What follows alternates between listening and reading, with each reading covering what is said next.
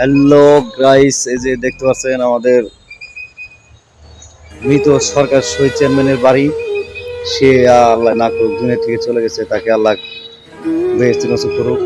তার বাড়িটা রেখে গেছে, সামনে আবাসিক হোটেল রেখে গেছেন, কত সুন্দর হয়েছে এটা বাড়ির গেট মধুপুর ভাবিসিংহতে। সে চলে গেছে, লোকটা অনেক ভালো ছিল। আমরা সরাসরি তাদের বাড়িতে প্রবেশ করতাম আগে সবসময়, এখন বাড়িতে কেউ নাই। সে আপনার যেহেতু ধরনের মানুষ গরিব দুঃখী সবাইকে বাড়ি দিবিতে প্রবেশ করতে দিত। লোক মন মানসিকতা খুব ভালো ছিল। ব্যবসা মরে গেছে, আল্লাহ তাকে বেঁচে নসিব করুক। বাড়িটা করে রেখেছে সুন্দর করে, দেখুন উপরে একটা শহীদ মিনার করে রেখেছে।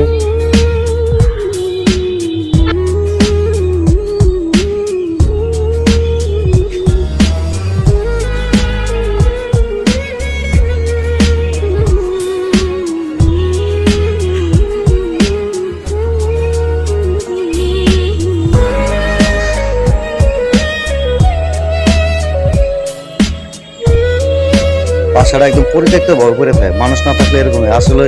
সরকার চেয়ারম্যান যখন পয়সা আসলো তখন এইখানে সবসময় মানুষ থাকতো, বুঝছেন ভাই। সে মারা যাওয়াতে একদম পরিত্যক্ত ভরপুরে থাকে। অতটা আগের মতো মানে নাই, চাই যেন অতটা মানে কেয়ার করে নেয়, বাসার ভিতরে কেউ আসে না। মেন যিনি যাই নাই, আমাদের নেতা ছিল, নেতা চলে গেছে, তার জন্য এই বাড়িটা পরিত্যক্ত ভরপুরে আছে। দেখতে পাচ্ছি বাড়িটা কেমন লাগছে ভাই? সুন্দর ইসলাম ক্যামেরার দিকে তাকান থাকবে, এরকম স্বভাব। ভিডিও করা হয় না, ক্যামেরার দিকে তাকান যাবো না, ভিডিও করতে হবে, ভিডিও রিলেটেড করে বাবা যে তোমার ভিডিও করতে